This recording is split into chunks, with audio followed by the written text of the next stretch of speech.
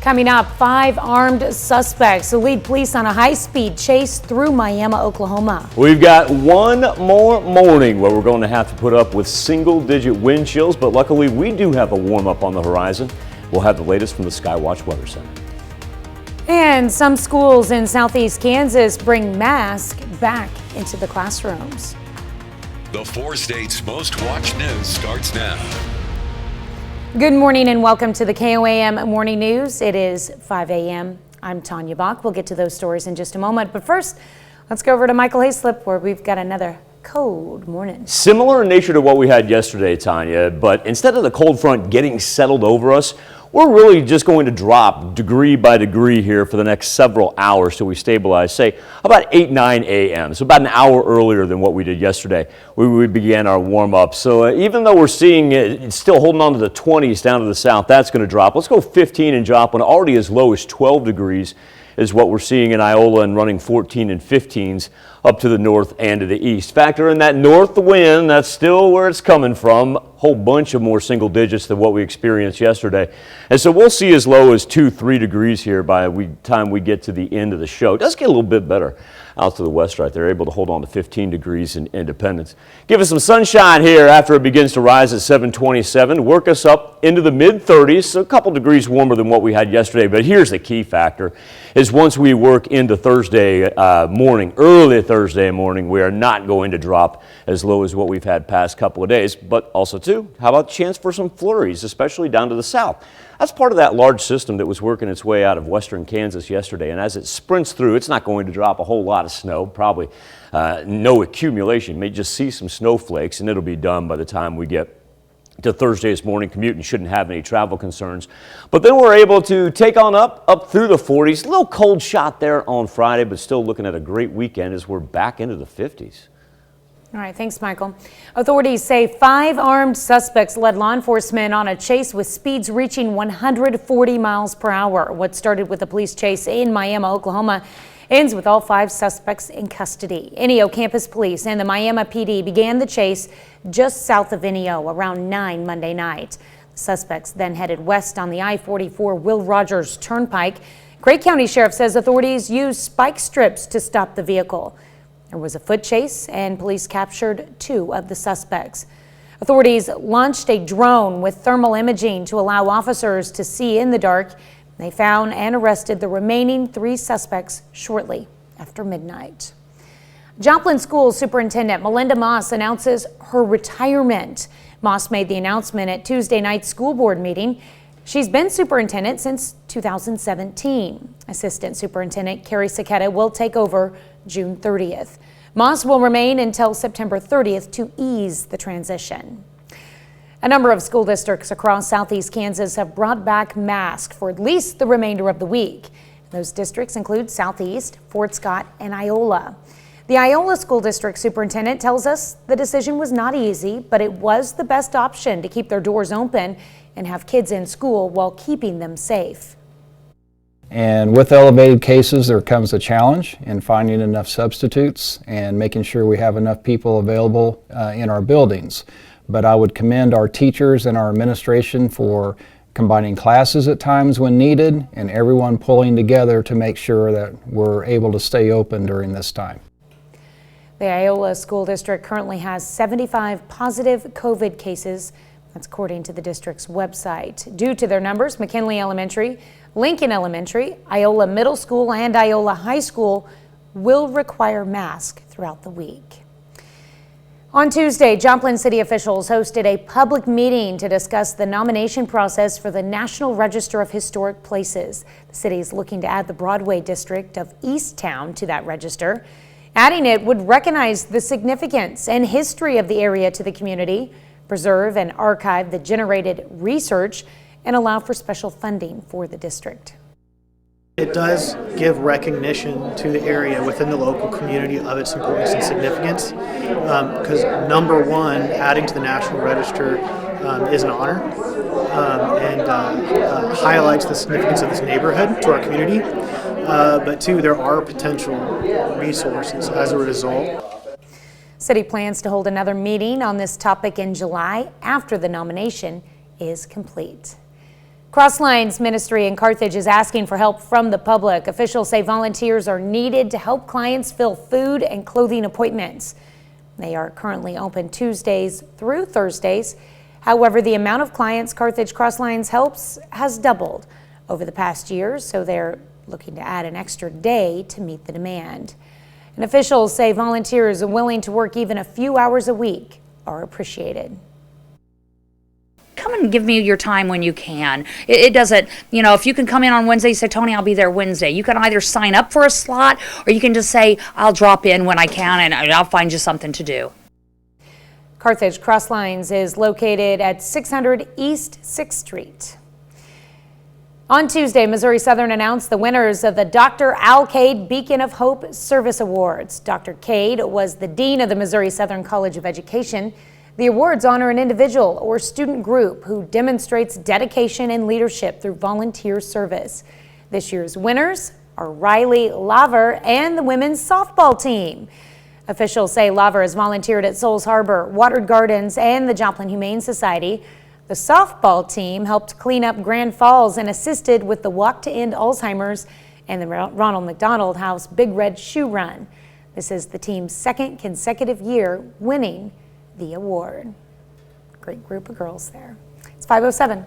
Going to have temperatures this afternoon that'll be better than yesterday, but today is actually going to be colder than yesterday. We're looking at temps right now in the teens. Wind chills, mainly single digits. Now, by the time we get into the afternoon, remember the cloud cover will help us out, especially for Wednesday night into Thursday. And we got a little shot for some flurries through northeast Oklahoma and the far southern portion of southwest Missouri late tonight into Thursday morning. Up into the 40s for the rest of the week and still looking at 50s for the weekend. That's a look at this morning's top stories and weather in our first 7 minutes. Coming up on the KOAM Morning News, Colgan girls basketball team remains unbeaten this season. They look to extend their winning streak against Frontenac. We've got highlights. Plus, we'll meet a 9-year-old fashion designer turned internet sensation, and we want to know what you wanted to be when you grew up. And many Americans report having memory problems, but we've got some tips on how to improve your memory. That's when we come back. You're watching the KOAM Morning News. More real news in the morning. We'll be right back.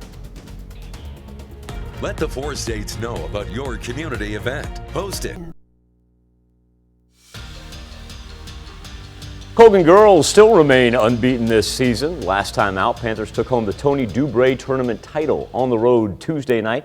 Looking for another win against Frontenac. In the first quarter, Lauren Yagmore drives to the basket, gets the bucket. Big lead for Colgan, 18-4 after 1. Raiders with a strong second quarter. Heather Arnett knocks down the 3.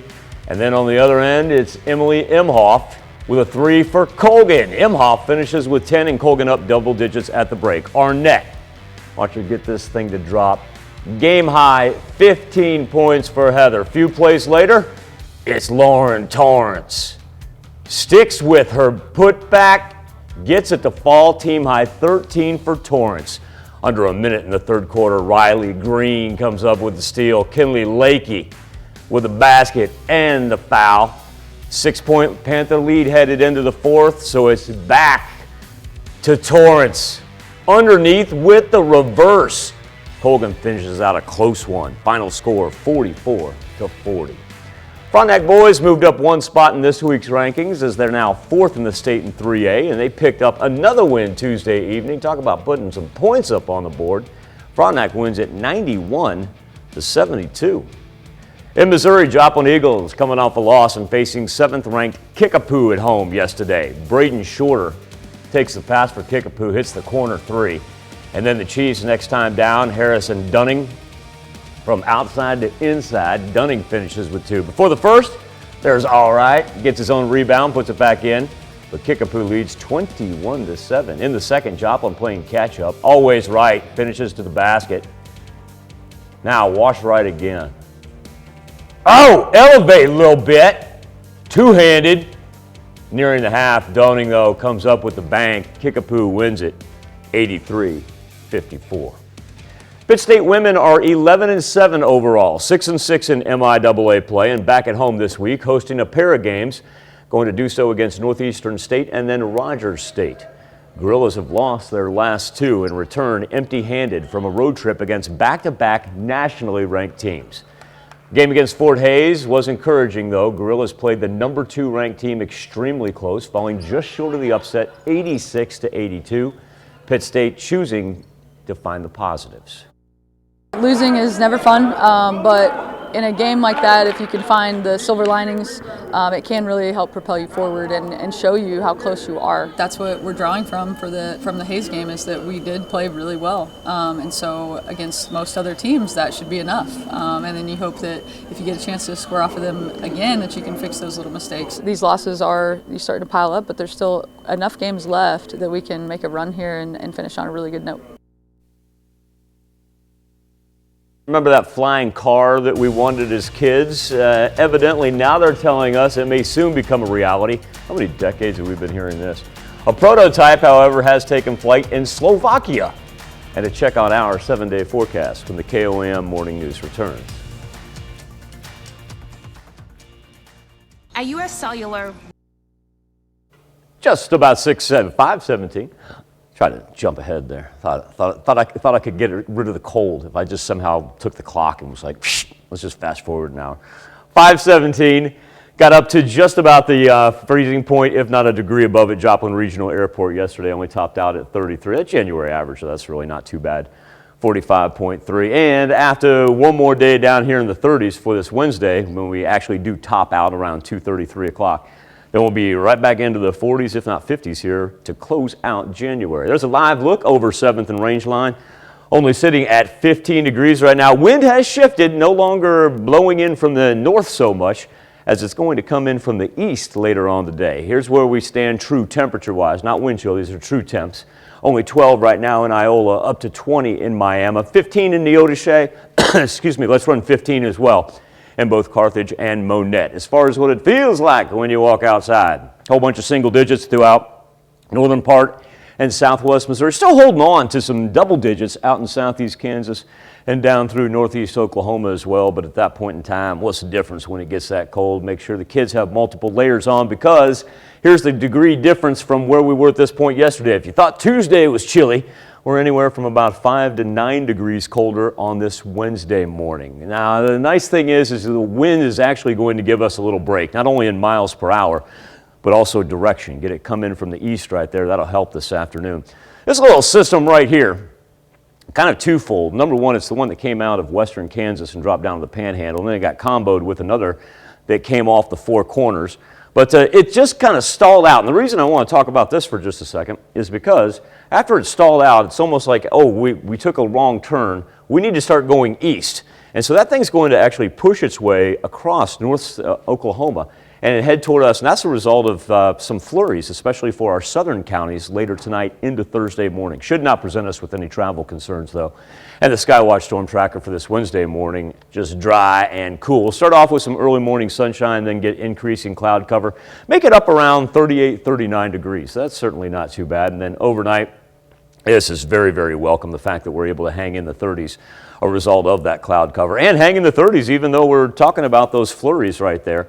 As far as what we're going to have wind chill wise tomorrow, much better, high teens, low 20s, and as we get into Thursday, we'll be feeling like it's in the 30s. That won't be an issue. Here's those flurries that we were talking about. Watch this thing just sprint right through here, and we're not going to see a whole lot of accumulation. It's not very wet, number one. Number two, it moves really, really fast and does a good job breaking up as it gets to us. So it's not going to be enough to build a snowman by any means, but in some places, yeah, don't be surprised, especially if you're down south. If you are driving around tonight, early tomorrow morning, you go, hey, is that a little snow that I see? Because indeed it will be. Thursday's looking great, high around 47. Friday, we do get a little cold shot. Drops our afternoon high down to 41. But check out that Saturday and Sunday. That's a great end of January weekend when you can make it up into the 50s. Next week, not to look too far ahead, but next week looking pretty active. Starting off on the warm side, and then we're going to be talking about anything from thunderstorm activity to a little wintry mix for the first week of February.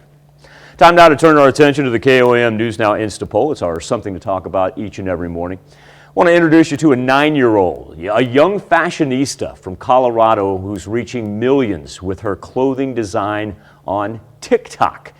Jasmine Arenas shows us how Kaya Aragon has been designing clothes almost her whole life. She's only 9, but the world just recently started to take notice. The person using this machine is not your typical fashionista. I wanted to be a fashion designer since I was like 4, and I've been sewing off and on since I was like 5 years old. You can really see the details. Meet the 9-year-old from Florissant, about 35 miles northwest of the Springs, who is suddenly breaking the internet with her own designs. I basically just start pinning on my mannequin and then just roll with it, whatever idea comes to my mind. This hallway in her home is her runway, designing her own dresses from the comfort of her bedroom, and as of 2 weeks ago, became an instant TikTok sensation. Kaya has been making, on average, a dress a day. Her passion for designing is relentless. It was just really interesting to see how her mind worked. I would just hand her a piece of fabric, and within an hour, she would have this beautifully designed piece. Because I thought it was so unique, I thought it was worth sharing. Her followers are calling her a young fashion prodigy, and even fashion designer Vera Wang has taken notice. I feel happy because people all over the world are seeing my designs. But for the young designer, she's not looking to go pro anytime soon. I don't know what I'm gonna do next, but I always just, whenever I get in the mood to do it, I just start draping on my mannequin. So while Kaya says her designs are not for sale yet, she plans on making a quilt out of all her dresses when she outgrows them. Our question for you this morning on the Instapoll: what did you want to be when you grew up? We've got about 6 different choices on there for you, and 3 different ways you can reach us each and every morning, either through Facebook at KOAM News Now. That's our Facebook page. You can go directly to the poll, KOAMnewsnow.com/vote, or if you've got your phone handy, all you have to do is open up your camera and snap a picture of our QR code. And what that will do is deliver you to our Instapoll. And once again, we'll bring that back here a couple more times in the show. So no need to scramble for it right now, and we'll have it back on for you. We'll come back and do a little health watch right after this.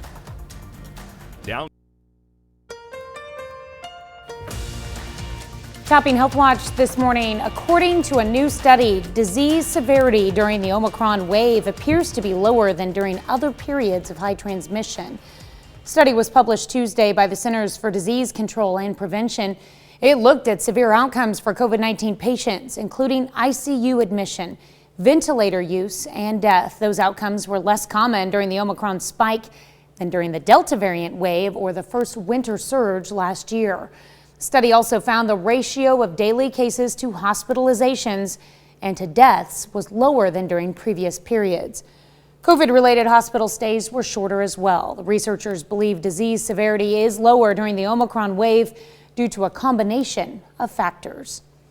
About 1 in 9 Americans over age 45 reports memory issues. Whether they're mild or severe, these problems can be frustrating, but there are some ways to improve your memory.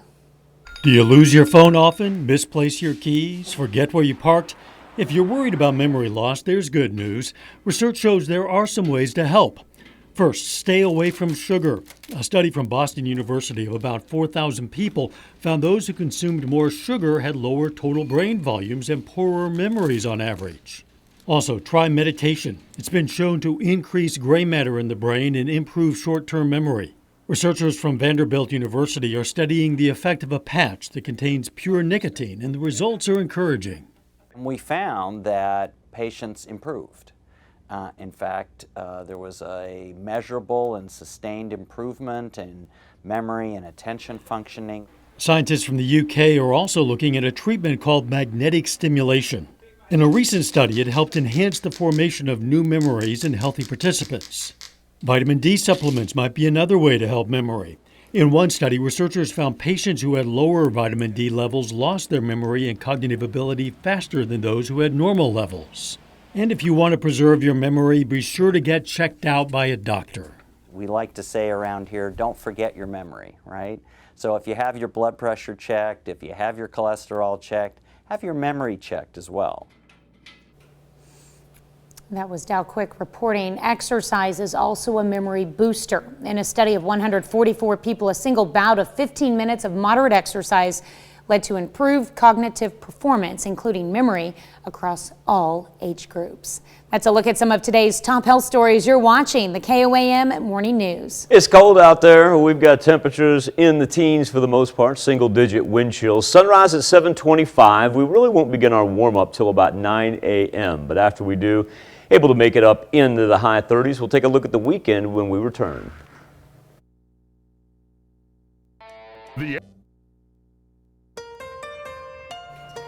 Coming up, 5 armed suspects lead police on a high-speed chase through Miami, Oklahoma. An extremely cold Wednesday morning, and as a matter of fact, we're even looking out to our west where we could even have flurries later tonight. We'll have the latest from the Skywatch Weather Center. And some schools in southeast Kansas bring masks back into the classrooms. The 4 states' most watched news starts now. Good morning and welcome to the KOAM Morning News. It is 5:30. I'm Tanya Bach. We'll get to those stories in just a moment, but first, the cold lingers on, and we've got Michael Hayslip. Yeah, we get through this morning, though. This will be our coldest morning that we'll see in some time. And this is what we were talking about at the very open right there. And we'll get to that. It's certainly not going to be widespread. It'll break up before it gets to us. But if you just want to keep your eyes out to the west all day long, here's what it feels like right now when you walk outside. A whole bunch of single digits abound. We do have some double digits throughout southeast Kansas and northeast Oklahoma. We're as low right now. It looks like 7 is going to be our low number in both Fort Scott and in Mount Vernon. And the 36-hour trend, it was one of those where we got up right around 33 at Joplin Regional Airport, and that was as good as we got, and then right back down into the teens. These are actual temperatures, nobody close to 32. As a matter of fact, just a couple 20s in Miami and Grove. It's going to take a while too. We really won't begin our warm-up till about 9-10 a.m. That is an hour earlier than what we began our warm-up yesterday. Sunshine early, increased clouds.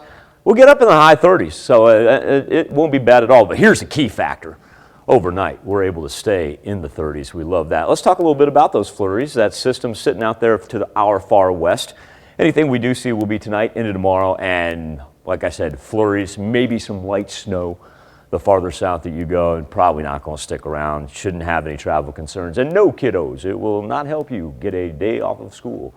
47 on Thursday, a little cooler there. On Friday, a little secondary cold front rolls in, but looking at a great weekend. How about that? 55 and 53 on Saturday and Sunday. And as we close down January and get ready for February, that's when things are getting a little bit interesting right there. We not only have some thunderstorm activity, but we got another cold front. We could be talking about some wintry precip for early February. All right, that's a lot to talk about. Next week's going to be a tad bit busy. All right, thanks, Michael. Authorities say 5 armed suspects led law enforcement on a chase with speeds reaching 140 miles per hour. What started with a police chase in Miami, Oklahoma ends with all 5 suspects in custody. NEO Campus Police and the Miami PD began the chase just south of NEO around 9 Monday night. The suspects then headed west on the I-44 Will Rogers Turnpike. Craig County Sheriff says authorities used spike strips to stop the vehicle. There was a foot chase and police captured 2 of the suspects. Authorities launched a drone with thermal imaging to allow officers to see in the dark. They found and arrested the remaining 3 suspects shortly after midnight. Joplin School Superintendent Melinda Moss announces her retirement. Moss made the announcement at Tuesday night's school board meeting. She's been superintendent since 2017. Assistant Superintendent Carrie Saketa will take over on June 30th. Moss will remain until September 30th to ease the transition. The U.S. Supreme Court agrees to consider limiting the McGirt ruling, a 2020 decision about Native American land in Oklahoma that the state says has produced chaos in its courts. The justices say they'll take up a case to clarify whether the state can prosecute non-natives for crimes committed against Native Americans in a large portion of eastern Oklahoma that the High Court ruled in 2020 remains a tribal reservation. The case will be argued in April, but the justices did not agree to the state's request that the court consider overruling the decision altogether. Some southeast Kansas school districts have made the decision to bring back masks for at least the remainder of the week. 2 of those districts include Fort Scott and Iola. KOAM's Bronte Sorotsky spoke with both superintendents to understand their decision to mask up at school.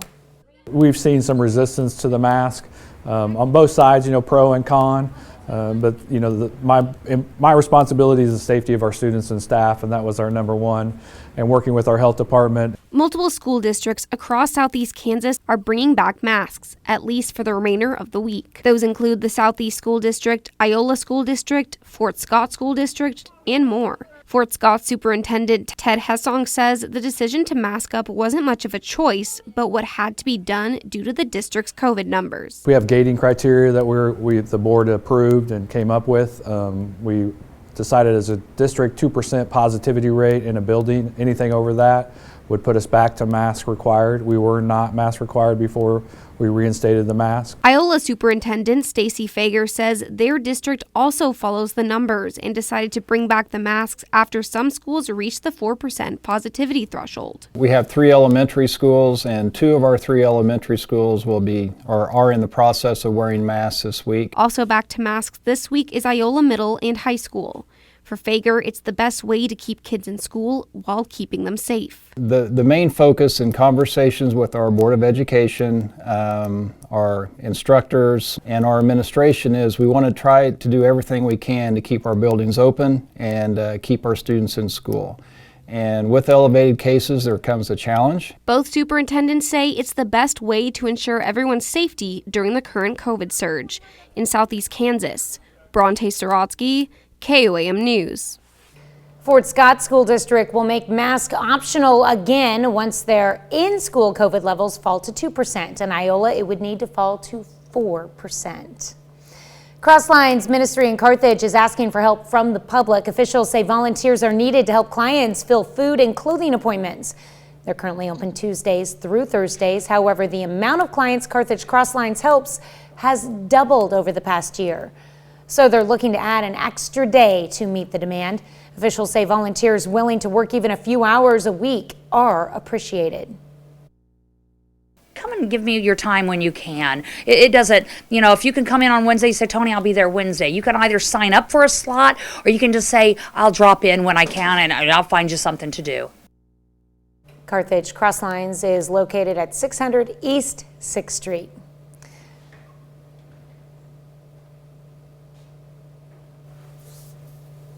Now we'll look at our forecast. No, but so let's do something to talk about. Okay. 9-year-old girl. Switching it up today. Out of Colorado. She makes a dress a day, homemade dress a day, and posts it on TikTok. She had Vera Wang commenting on her post. This is how talented this little girl is. Pretty amazing. And get this, she's not in it for the profit. She makes these for herself. She says she's got no plans to sell these, and her ultimate goal right now is to make a quilt out of all these dresses that she's made after she outgrows them. But like I said, she's kind of the new viral sensation. Our question to you this morning on the Insta poll was, what do you want to be when you grow up? And while the other right now is winning with 51%, look at that, teacher coming in a close second at 43%. That's pretty amazing that many people wanted to be teachers growing up. We got a laundry list of options right there, from fireman, scientist, doctor, teacher, police officer, or other. Tanya, what was yours? I wanted to be a news anchor. There you go. That'd be in the other category. I made my dream come true. There you go. No, I wrote for a school, school newspaper, yes, but I made my own newspaper and made my own little television cooking program, and yeah, it was a lot of fun. I didn't have an actual camera to make it, but I pretended that it was on air. This way you get the cardboard box and you draw the red light on the top. And I let my siblings participate because they told jokes and they would handle the commercial breaks. Got it. Yeah. It's called putting the brother and sister to work right there. Yeah. All right, temperatures right now in the teens. It is a chilly one out there. It's about 5-6 degrees colder than what we had yesterday. Eventually, sunrise 7:25 lifts us up into the mid to high 30s. Great part is overnight, we managed to stay in the 30s, thank goodness. Do have a chance for some light flurries for the southern counties lasting from tonight into tomorrow morning, but won't pose any travel concerns.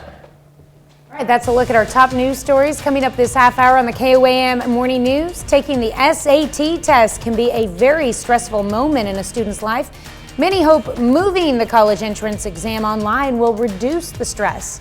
Plus, the U.S. sends a care package to Ukraine, including 300 Javelin missiles. We'll have the latest. You're watching the KOAM Morning News. More real news in the morning. We'll be right back. Hi, this is Topping World Watch, Unilever is firing 1,500 managers across the world. The consumer goods company is cutting its senior management team by 15% and junior managers by 5%. It's part of a larger move to restructure into 5 separate business units, each with its own president. And those will include beauty and well-being, personal care, home care, nutrition, and ice cream. The Ben & Jerry's and Dove owner has been under pressure to beef up performance since its stock lost 10% last year. The stock dropped further last week after the company revealed it made 3 failed bids to acquire GlaxoSmithKline's consumer healthcare unit. It recovered quickly after the company said it would not raise its $68 billion bid. About 149,000 people work for Unilever. Honduras faces a new political crisis days before the inauguration of President-elect Xiomara Castro. The conflict between lawmakers ended in the formation of 2 boards of directors in Congress, which they started to parallel sessions in Congress. Xiomara Castro is set to become Honduras' first female president on January 27th. Once in office, she will face several challenges, such as political tensions, the COVID-19 pandemic, extreme poverty, and crime.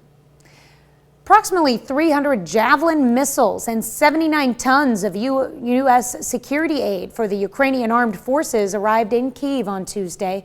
Pentagon provided more detail on the latest security package that began arriving in Ukraine over the last few days. The package includes Javelin anti-tank missiles and other anti-armor systems, as well as grenade launches, munitions, and non-lethal equipment essential to Ukraine's frontline defenders. It's all according to a Pentagon spokesman. $200 million aid package quietly approved by President Joe Biden in December brought the total amount of U.S. aid provided to Ukraine in 2021 to more than $650 million. Well, Russia is accusing the West of hysteria. It says Ukraine is preparing for an offensive against the pro-Moscow separatist region. Nick Robertson has more from Moscow.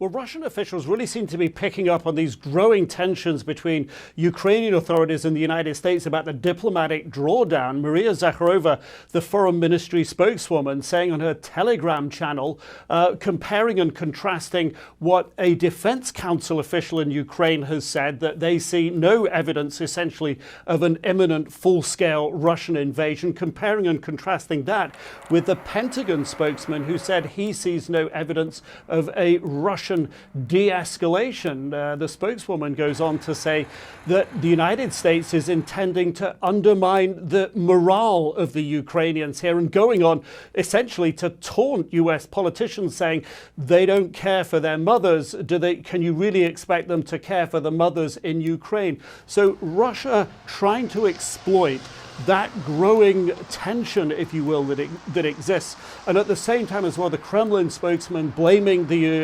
United States, blaming NATO for what he calls informational hysteria, false information about a lot of what is happening in the Ukraine, but also pointing to the Ukrainian government as being responsible for growing tensions along the line of control between the pro-Russian backed separatists in the east of Ukraine in Donbass and the Ukrainian forces, saying it's the Ukrainian forces there who are building up their military hardware and threatening the Donbass area. So the Kremlin pointing to that as a growing point of tension. Ukrainian forces, they essentially say, to blame for the rising tensions.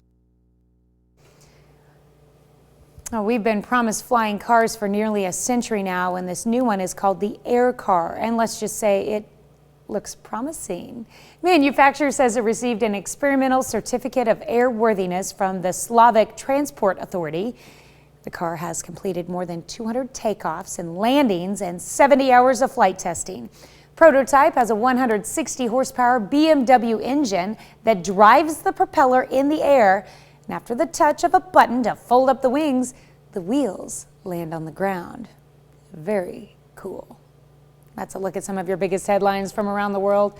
We'll be back with the news you need to know before you head out the door after this.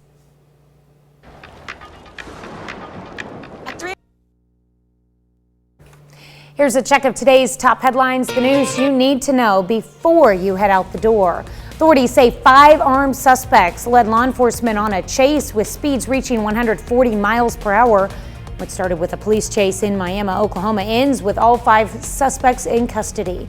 NEO Campus Police and the Miami PD began the chase just south of NEO around 9 Monday night. The suspects then headed west on the I-44 Will Rogers Turnpike. Craig County Sheriff says authorities used spike strips to stop the vehicle. There was a foot chase and police captured 2 of the suspects. Authorities launched a drone with thermal imaging to allow officers to see in the dark.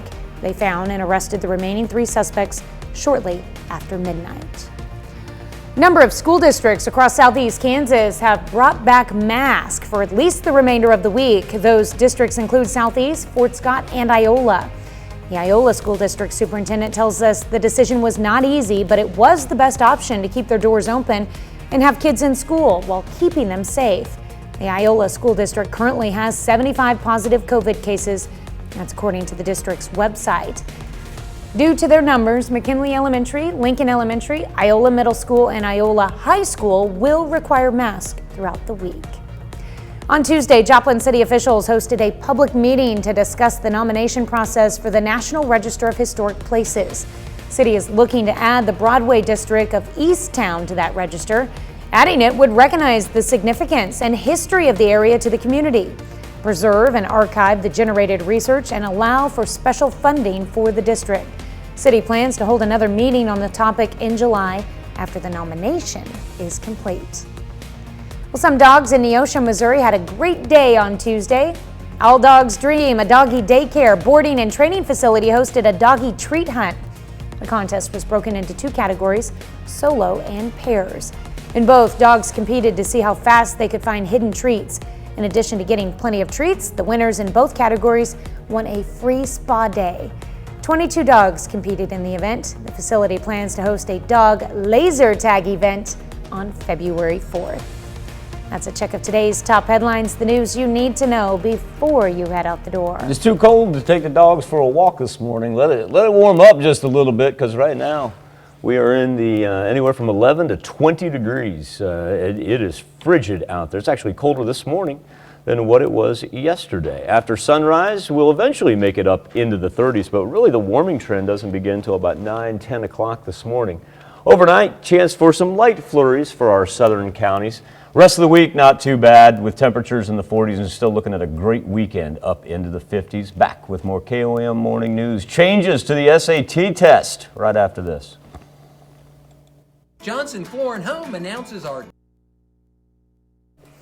The SAT assesses a student's reading, writing, and math skills. It also creates a lot of anxiety, even as colleges are relying less on standardized test scores, paying more attention to a student's achievements and activities throughout high school. And now the SAT is getting a new format in hopes of easing some of those nerves.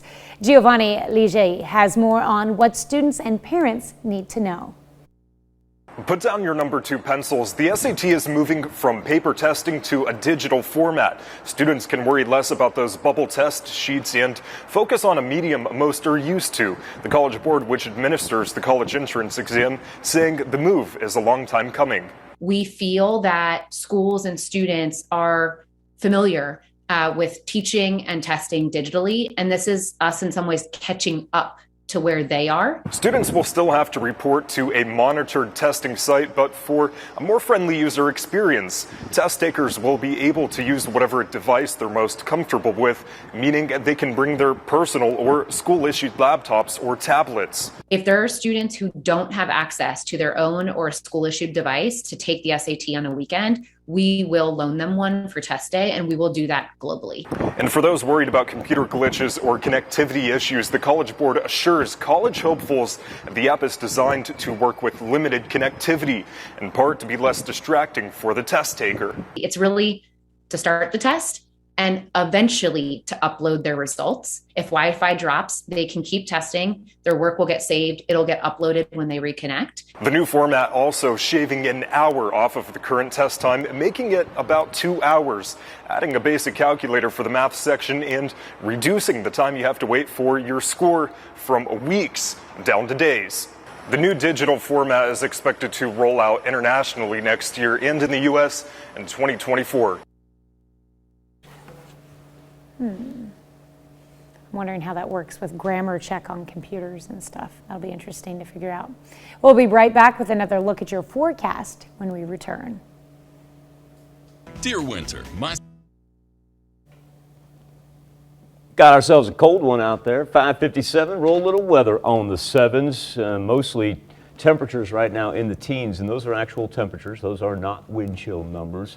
As a matter of fact, it's colder this morning than it was yesterday morning. Eventually, though, we'll get a little sunshine, be able to begin our jaunt up on the mercury, say about 9, 10 o'clock, and eventually end up in the mid to high 30s. So that's not too bad considering what we had yesterday. We only got up to 32, 33 degrees at Joplin Regional Airport yesterday. As we put Future Track in motion, we got a chance for some snow flurries that begin to kind of work in from the west right there. It's part of a system that originally hangs over the Panhandle, and then as it jaunts through Oklahoma, it wants to break up for the most part. But yeah, don't be surprised if tonight into tomorrow morning you don't see a snowflake or two down to the south. We'll be back, take a look at more on this system and the weekend right after this. We're here to help. We are the 4 states. Coming up, 5 armed suspects lead police on a high-speed chase through Miami, Oklahoma. One more cold morning in the 4 states. Single-digit wind chills and even the chance for some late-night flurries. We'll have the latest from the Skywatch Weather Center. And some schools in southeast Kansas bring masks back into the classrooms. the 4 states' most watched news starts now. Good morning and welcome to the KOAM Morning News. It is 6 a.m. I'm Tanya Bach. We'll get to those stories in just a moment. But first, let's go to Michael Hayslip in the Skywatch Weather Center where it's still very cold. It's a cold 6 a.m. is what it is, Miss Bach. A cold 6 a.m. Our temperatures as low as 11 degrees right now in Iowa. It's been pretty stagnant. The highest is 20 in Miami. Split the difference, go with 15 in Joplin. It's been pretty stagnant in the fact that we haven't seen much of a drop in the past hour and a half compared to what we had yesterday. That's because that cold front was trying to settle in yesterday and why we had the wide variety of temperatures. But still, we're going to drop a little bit before we actually rebound, and colder right now than what it was yesterday, albeit not a huge difference. But I think this map gives you a better idea, not so much the temperature change here for us, but a better idea about how far the cold front penetrated. We knew it was going to make its way into southern Texas, but look at that, even dropped on the other side of New Orleans into portions of the Gulf. Here's what it feels like in the 4 states when you walk outside. Tanya was talking about taking the dogs, doing a story about the dog. I said, it's too cold to take the dogs for a walk this morning, at least right now. I'd wait a little bit, that's for sure. And then not only do we have a cold morning, but by the time we get to tonight, we'll be looking at that system. Now, it's not going to be that expansive and not drop the amount of snow that it is on the panhandles, but could see some flurries by the time it's all said and done for Wednesday evening into Thursday morning. Before we get there, let's go mid to high 30s for this afternoon, and then overnight the cloud cover that increases is really going to help keep us in the low 30s, high 20s. So here we go. As this thing rolls through, mainly southern counties, you really get up north of I-44, not going to hardly see any of it. And anything that we do see south of I-44, either going to result in flurries or simply some light snow. Not a whole lot of accumulation. Shouldn't impact any travel considerations for Thursday either. Friday's actually part of a cold front. Certainly not as dramatic as what we had Tuesday and Wednesday. But then look at that, 50s for Saturday and Sunday. Partly sunny skies, highs in the 50s to end January. Mm-hmm. Yes, please. Yes, we can handle it the rest of the week and get to some beautiful temps for the weekend. And then get ready for an active beginning to February, folks. All right, we'll be ready. All right, thanks, Michael. High-speed chases may be fun to watch, but they are not fun to participate in, or so I'm told. 5 armed suspects led law enforcement on a chase with speeds reaching 140 miles per hour. What started with a police chase in Miami, Oklahoma, ended with all 5 suspects in custody. NEO campus police and the Miami PD began the chase just south of NEO around 9 Monday night. The suspects then headed west on the I-44 Will Rogers Turnpike. Craig County Sheriff says authorities used spike strips to stop the vehicle. There was a foot chase and police captured 2 of the suspects.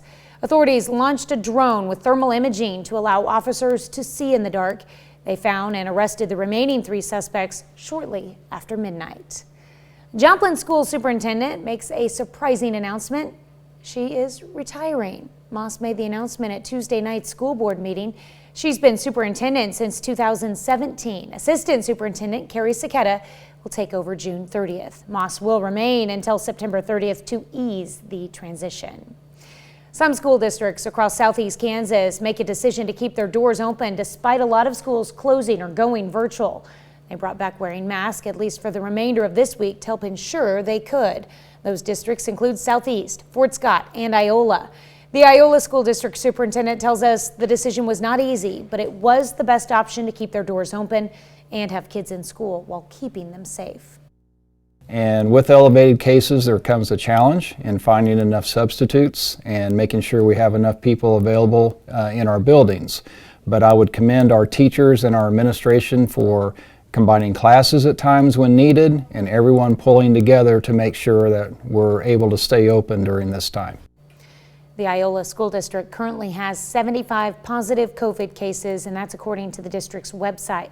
Due to their numbers, McKinley Elementary, Lincoln Elementary, Iola Middle School, and Iola High School will require masks throughout the week. Volunteering is good for the soul, they say. Well, you can help others and make a difference in the community. Want a volunteer opportunity? Crosslines Ministry has one just for you as it's asking for help from the public. Officials say volunteers are needed to help clients fill food and clothing appointments. They're currently open Tuesdays through Thursdays. However, the number of clients that Crosslines helps has doubled over the past year. So Crosslines is looking to add an extra day to meet the demand. Officials say they'd welcome volunteers willing to work even a few hours each week. Really operate on a shoestring budget. There was only myself and one other paid employee, and I have approximately 2,000 hours of volunteer hours that I use or need every month. Carthage Crosslines is at 600 East 6th Street in Carthage.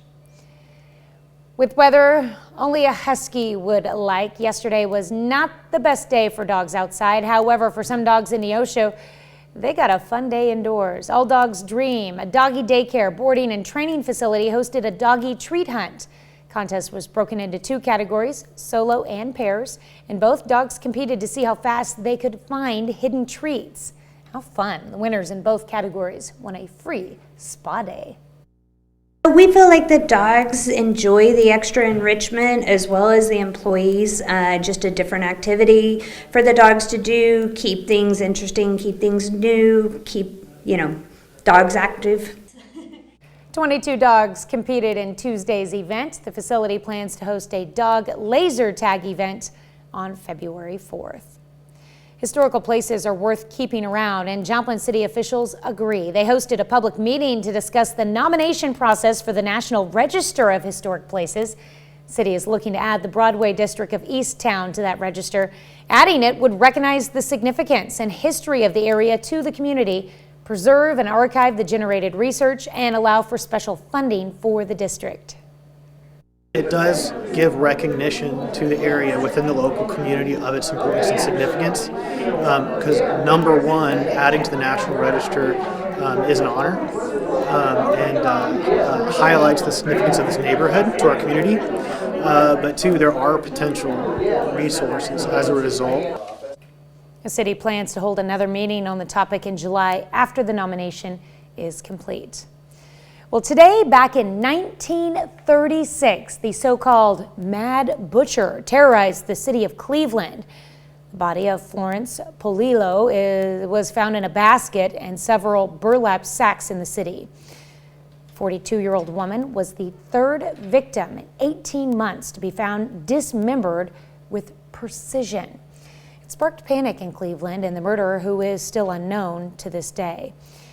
The bodies were found in June of 1936, and by the summer of 1938, that body count was in double digits. Police arrested a butcher by the name of Frank Dolezal as a suspect, but few authorities believed it was him and suspected the real killer was prominent and politically connected.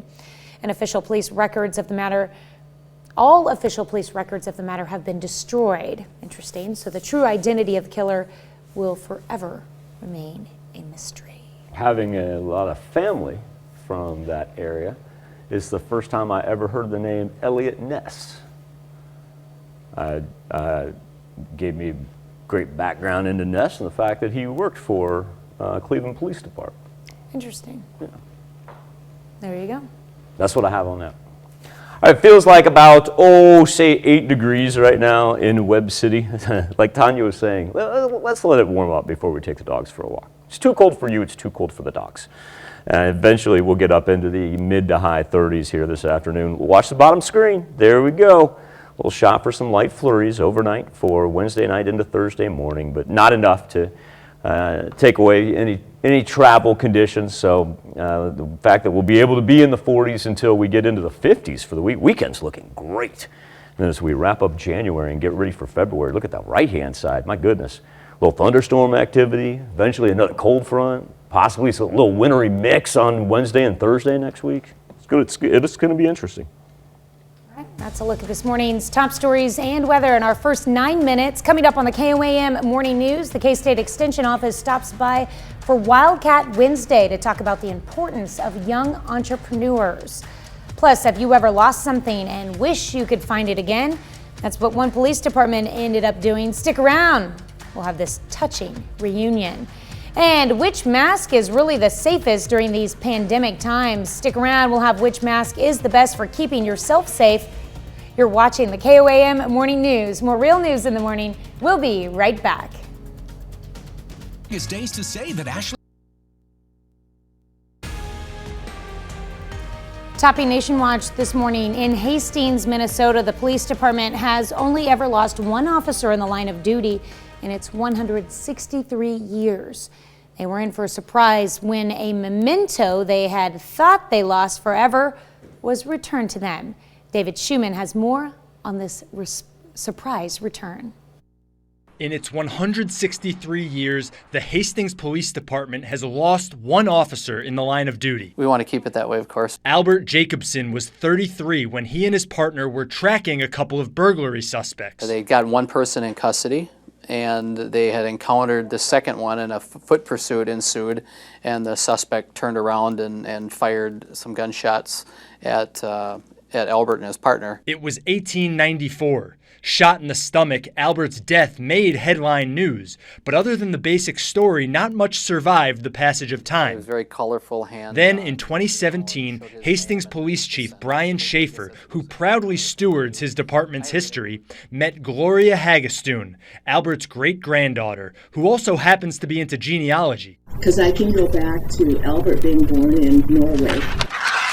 She gave the chief a picture of Albert. And a few weeks ago, Albert's badge. I was flabbergasted. A second cousin of Gloria's in Two Harbors found it in a chest in her attic. What can you say? This is a piece of history, 130 years old. It's got a lot more sentimental value and means a lot more than anything we could produce today. Chief Schaefer is in the process of setting up a museum in the building here, and this picture, that badge, will feature prominently. Well, police in Pharr, Texas arrested two brothers tied to the brutal beating death of their stepfather, who's accused of sexually abusing a younger family member. Monica DeAnda has more on the murder investigation that's drawing a lot of attention on social media. The detectives went out to look for Quintanilla at that time and were unable to find him. They searched, they went to his last known residence, they went to his mother's residence multiple times. Pharr police first learned about Gabriel Quintanilla in 2019 when a minor claimed Quintanilla sexually assaulted her between 2014 and 2016. He was being elusive, obviously, and hiding from us.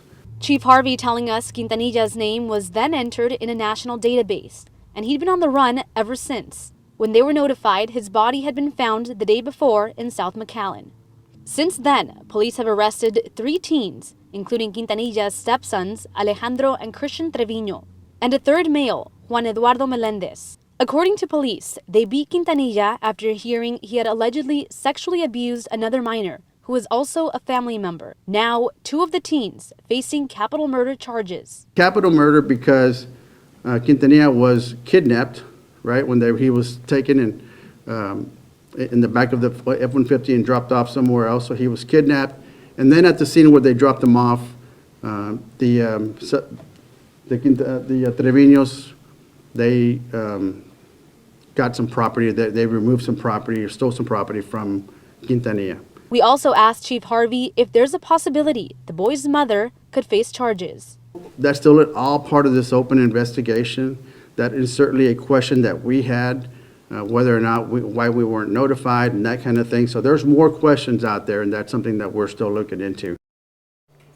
As of Tuesday night, no charges have been filed against the mother. The 3 teens remain in Hidalgo County Jail. That's a look at today's top national stories. We'll be right back.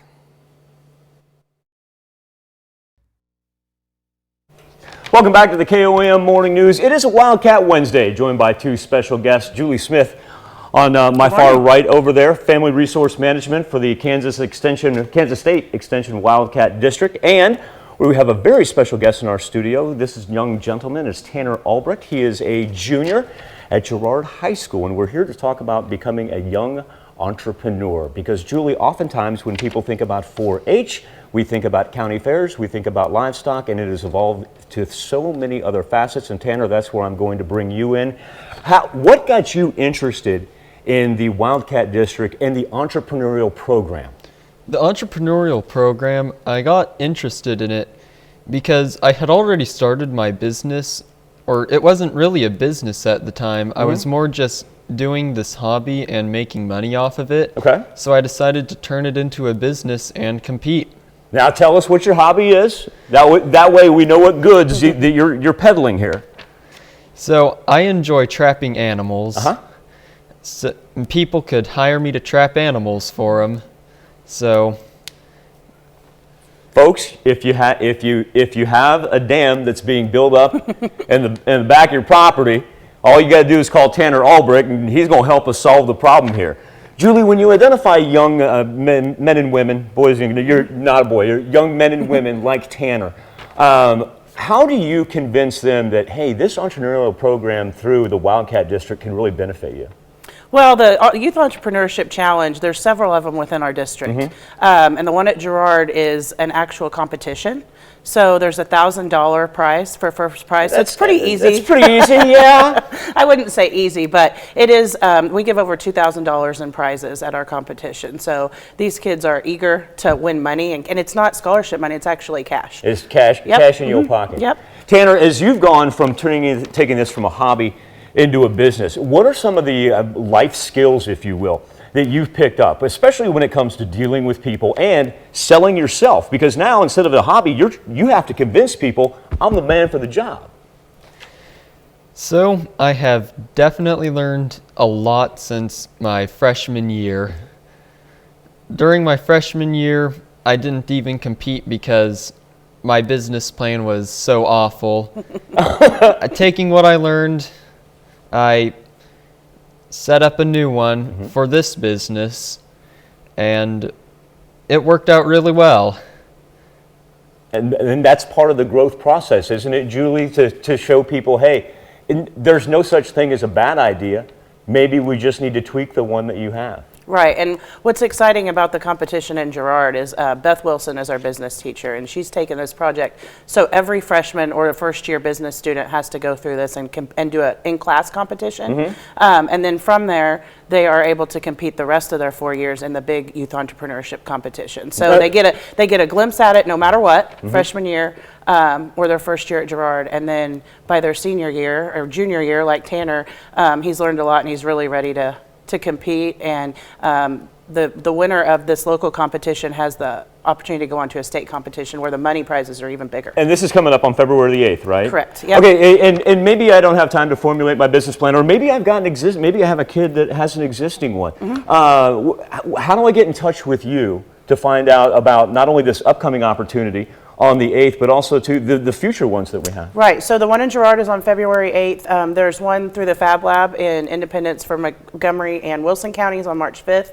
We're working on one in Labette County for later in March, and then also Cherokee County is not in the Wildcat District, but they have a youth entrepreneurship competition as well. So it's all through Network Kansas, which is kind of a bigger organization, but just get in touch with me and I can hook you up even with the Cherokee District. Tanner, Cherokee I'm going to County. have you finish us off here. When it comes to, if somebody were to come to you and say, Tanner, you've been so successful, you've formulated a successful business plan, you've become a successful entrepreneur, why should I do it? What would you tell somebody your age or maybe a little bit younger why they should take part in the entrepreneurial challenge? It's a great learning experience, and really, it's a somewhat easy way to get money. You do it a few years, you get more experience, and not enough people do this.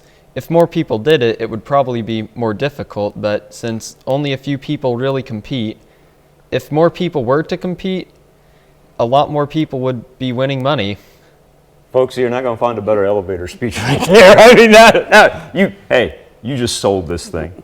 Julie, I want to thank you for joining us on this Wildcat Wednesday. Tanner, number one, thank you for your time this morning. He's very, very busy. Remember, he's a junior in high school right now, and here he is up before the 7 o'clock hour. But number two, from all of us here, congratulations on taking this hobby and turning it into a successful business. That is tremendous. Love success stories like that. We'll be back with more KOAM Morning News right after this. It's the final days of the epic. Topping Health Watch this morning. For the best protection against COVID-19, the CDC recommends layered masks like the N95 and notes that a snug fit is crucial. But with so many masks on the market, it can be confusing. CBS's Elise Preston takes a closer look with the help of an aerosol scientist. There are a lot of opinions on what kind of masks offer the best protection against COVID-19. The most important thing I look for when I'm picking a mask is the amount of protection that it's going to give. I think anything could be a mask as long as it's just covering your mouth and your nose. Mechanical engineer Aaron Collins somewhat agrees. The mask you're wearing is better than no mask at all. But Collins, a self-described mask nerd, has put his specialty in aerosol science to the test at his own home laboratory. There's a little aerosol generator here. He fills a room with a harmless sodium chloride solution and tries out masks one by one. Throughout the pandemic, he's been posting his raw data and analysis on YouTube. Watching that concentration come down. He looks for filtration, fit, and comfort, but has his favorites, including the N95 from 3M, the KN95 from KOAM, and from LG, the KF94. And the KF94 is the South Korean standard. It's their general population mask standard. They designed it for like what would you have to do if you had a pandemic and you needed to mask everyone. Collins says if you order masks online, get them directly from the manufacturer. If you'd rather pick them up in person, the federal government is rolling out a free mask program in pharmacies around the country. Those masks will be N95 masks. For KN95 masks, Collins says a real one must be labeled with the words KN95, the name of the manufacturer and the standard it was tested against. The CDC says 60% of KN95s on the market are counterfeit. Elise Preston, CBS News, New York. Patients hospitalized with COVID-19 may need to be monitored months after being treated and released. According to a large study conducted in England, those patients are more than twice as likely to die or be readmitted to the hospital after their initial infection compared to the general population. Fewer women are expected to die from ovarian cancer in the UK and EU this year due mainly to long-term use of birth control pills. According to researchers in Italy, advances in diagnosis and treatments, as well as reduced use of hormone replacement therapy, are also contributing to the decline. Well, doctors at the University of Pittsburgh say they've developed a new way to treat a painful foot condition known as plantar fasciitis. The technique, tested on a very small group, involves injecting a patient's own fat into the sole of their foot to ultimately help them resume sports and other activities within months. That's a look at some of today's top health stories. You're watching the KOAM Morning News. Temperatures up into the 40s this afternoon, but first we need a little bit of a warm-up because we're stuck in the teens, and we'll break down exactly where we stand when we return right after this. Indigo Sky in Pittsburgh for over 25 years. Coming up, 5 armed suspects lead police on a high-speed chase through Miami, Oklahoma. Tell you what, if you think these Wednesday morning temperatures look cold, just wait until we break down the wind chill numbers. We'll have the latest from the Skywatch Weather Center. And some schools in southeast Kansas bring masks back into the classroom. The 4 states' most watched news starts now. Good morning and welcome to the KOAM Morning News. It is 6:30. I'm Tanya Bach. We'll get to those stories in just a moment, but first let's go to Michael Hayslip. We've been talking about our pre-sunrise dip on the mercury that we knew was coming. Now, we've been stagnant for the northern portion of the 4 states, and Joplin's been pretty consistent at 15, but now we had 20s that were ranging along and south of I-44 through northeast Oklahoma and our southern counties of southwest Missouri, and now we're seeing those drop down to about 18 degrees. So, yeah, we're not really going to rebound till we get to about 9:10 a.m. Single-digit wind chills when you walk out. Remember, multiple layers for both you and the kids, especially when it comes to the hats and the scarves. Skywatch Storm Tracker remains clear throughout the 4 states. We'll keep our eyes on this right here because it is decided it's going to make a straight easterly push and could bring us some flurries for our southern counties tonight into tomorrow morning. Before we get there, sunny skies to start with, increasing cloud cover, able to make it up into the mid to high 30s though, and the cloud cover prevents us from dropping too far down Thursday morning. This will be this right here, what we're entrenched in. This will be our coldest morning of the week. Won't be as bad after this. So here's what we were talking about with the flurries. You can tell it's not a whole lot, and it moves through so quick that our accumulation is going to be about nil. 40s for Thursday and Friday, and then 50s, cold front thing of the distant past by the time we get to Saturday and Sunday. All right. Well, authorities say 5 armed suspects led law enforcement on a chase with speeds reaching 140 miles per hour. What started with a police chase in Miami, Oklahoma, ends with all 5 suspects in custody. NEO Campus Police and the Miami PD began the chase just south of NEO around 9 Monday night. Suspects then headed west on the I-44 Will Rogers Turnpike. The Craig County Sheriff says authorities used spike strips to stop the vehicle. There was a foot chase and police captured 2 of the suspects. Authorities launched a drone with thermal imaging to allow officers to see in the dark. They found and arrested the remaining 3 suspects shortly after midnight. Well, a number of school districts across southeast Kansas have brought back masks for at least the remainder of the week. Those districts include Southeast, Fort Scott, and Iola. The Iola School District Superintendent tells us the decision was not easy, but it was the best option to keep their doors open and have kids in school while keeping them safe. And with elevated cases, there comes a challenge in finding enough substitutes and making sure we have enough people available in our buildings. But I would commend our teachers and our administration for combining classes at times when needed and everyone pulling together to make sure that we're able to stay open during this time. The Iola School District currently has 75 positive COVID cases, and that's according to the district's website. Due to their numbers, McKinley Elementary, Lincoln Elementary, Iola Middle School, and Iola High School will require masks throughout the week. Broadway's longest-running show, The Phantom of the Opera, now has a historic cast member. CBS's Danya Bacchus introduces us to the woman who, starting tonight, is the show's first black leading actor.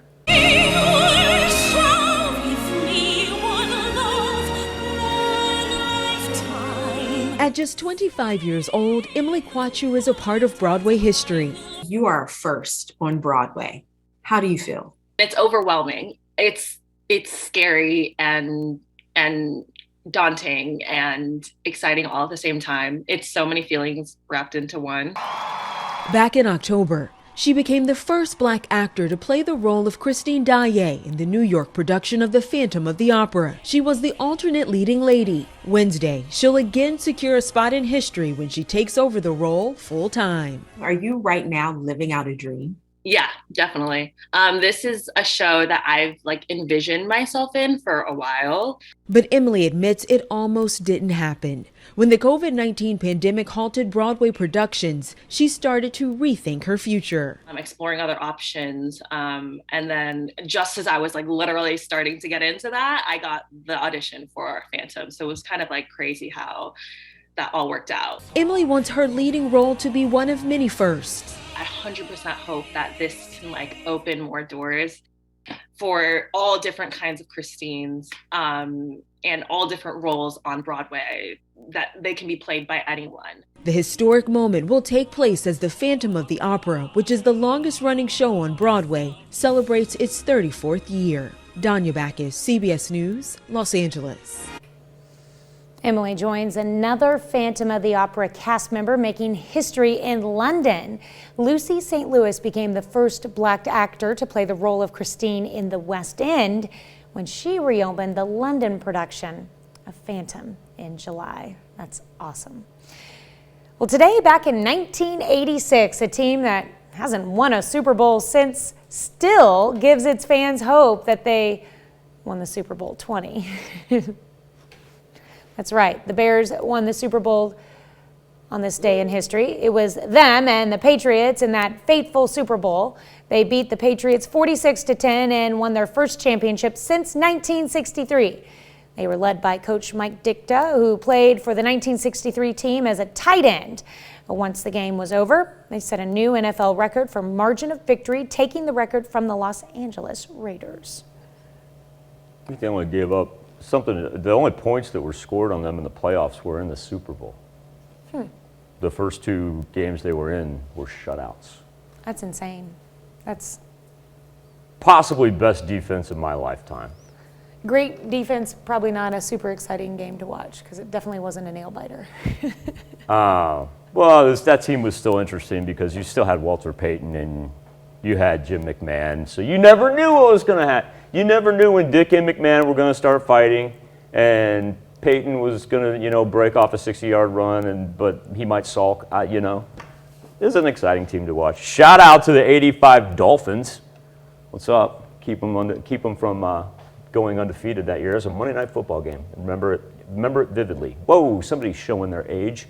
7-day forecast, highs today around 40 degrees, mostly sunny skies to begin before increased cloud cover. Overnight, could see some flurries for our far southern counties, but little to no accumulation. That's a look at our top news stories. Coming up this half hour on the KOAM Morning News, grocery prices have been on the rise, and now another victim is claimed by the rising prices. Orange juice. Stick around, we'll tell you how much more you should expect to pay. Plus, we all had things we wanted to be as kids. Superman, Spider-Man, be a superhero, or a doctor or teacher. Today's something to talk about. We want to know, what did you want to be when you grew up? We let you weigh in. We'll be right back. How would you like to win a dream getaway? Yes, I do.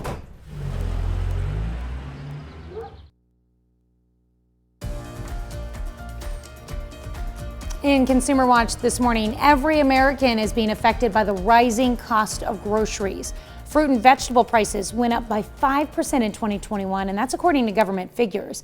And now orange juice may soon be in shorter supply, making breakfast more expensive as well. Manuel Bajorquez is in Umatilla, Florida, with more on the story.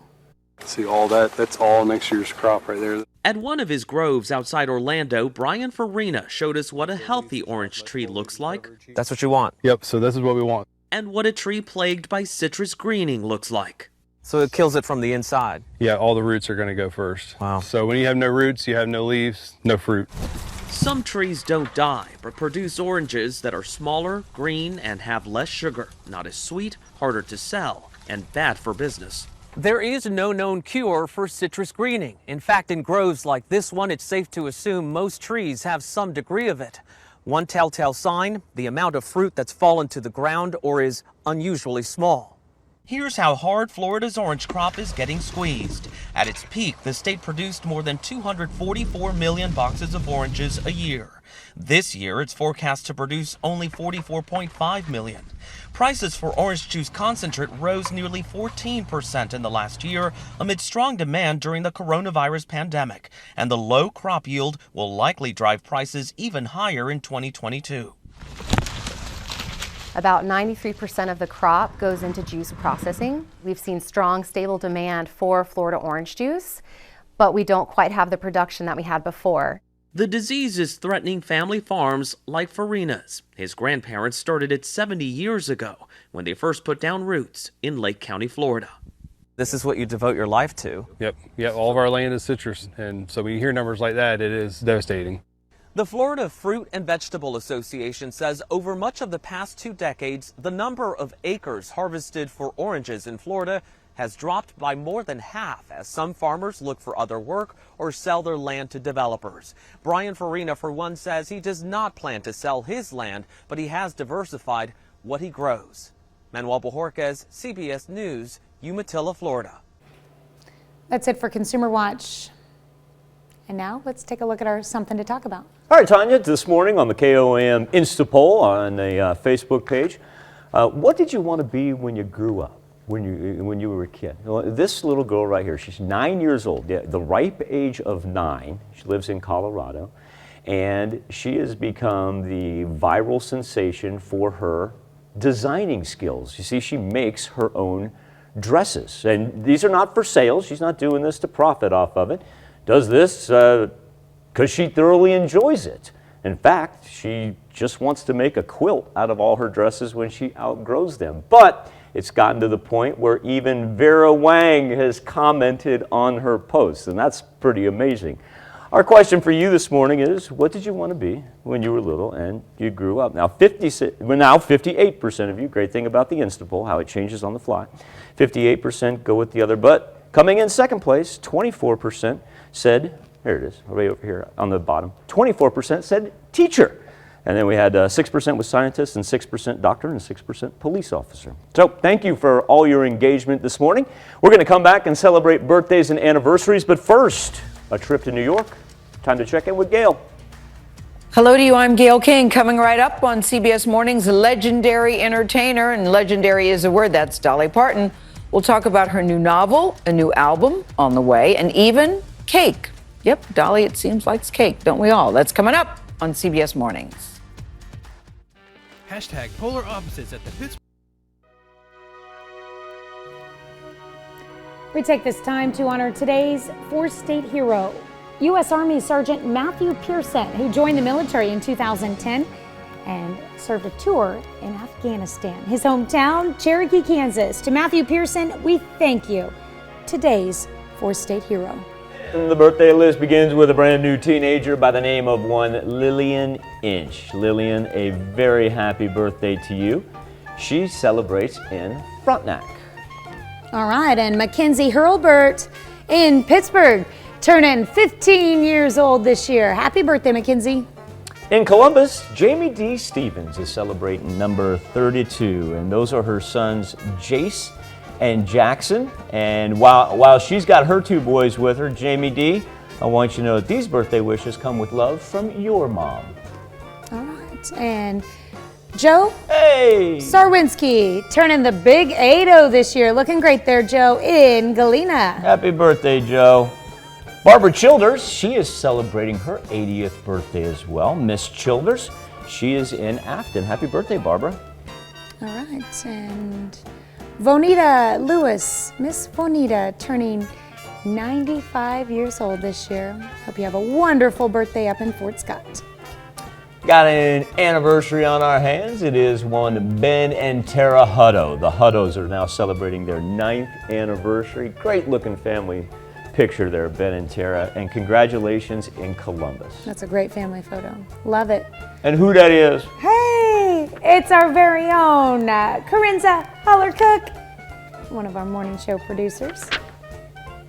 Happy birthday. Hope you have a wonderful day, Miss Corinza. Happy birthday, Miss Corinza.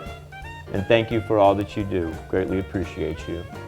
Crystal Noble, she is now the big 4-0. Crystal, congratulations and a happy birthday in Parsons. Melvin Barrett is celebrating his 84th birthday. A very happy birthday to Mr. Barrett in Columbus. And Chris Mengarelli, that birthday was yesterday, but we're allowed to stretch it out because when Tanya gives me permission to do that, I'm allowed to make it a week-long affair, actually.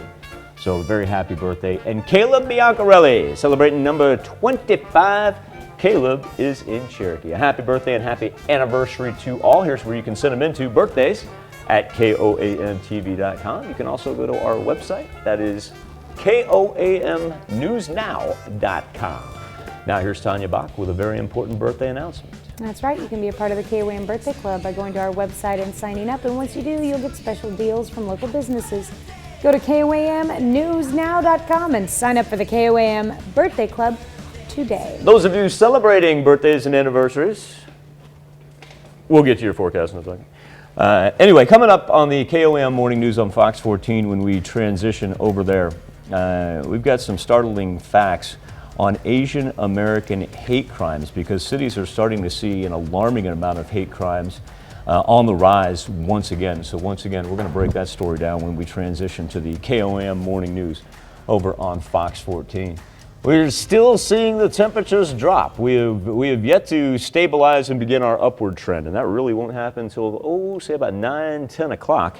And eventually, with some sunny skies to begin with and increased cloud cover, I think the key factor today is not that we'll be up around 40 degrees, it's that overnight we won't have the bitter cold of what we had yesterday and today. And then by the time we get to the weekend, look at that, we're sitting in the 50s.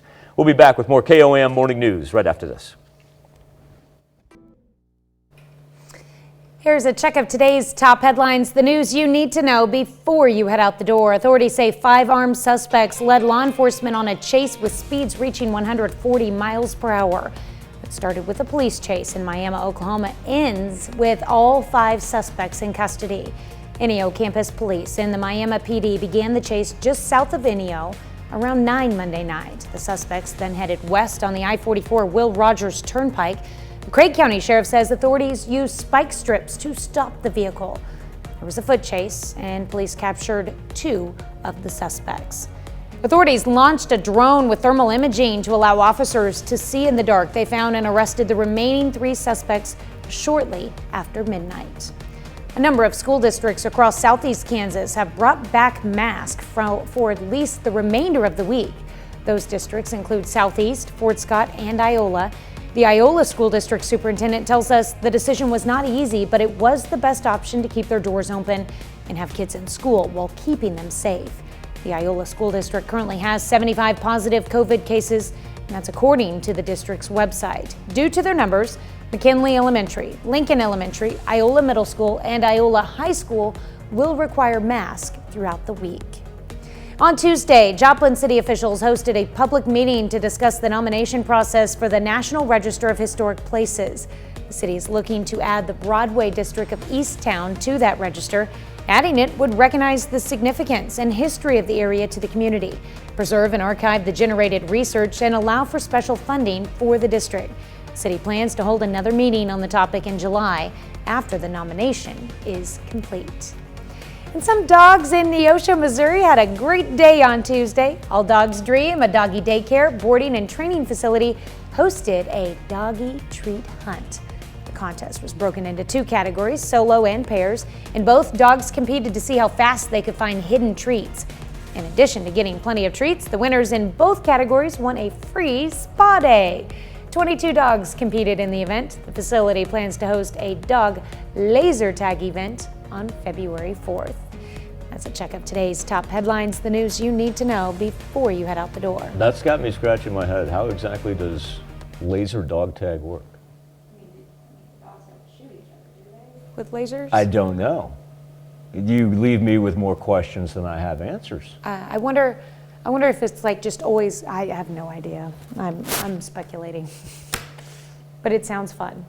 It does sound fun. I bet it's a great video, don't get me wrong. I bet it's a tremendous video. We're going to have to find out. If anybody knows, message Tanya. Yes. I want to know.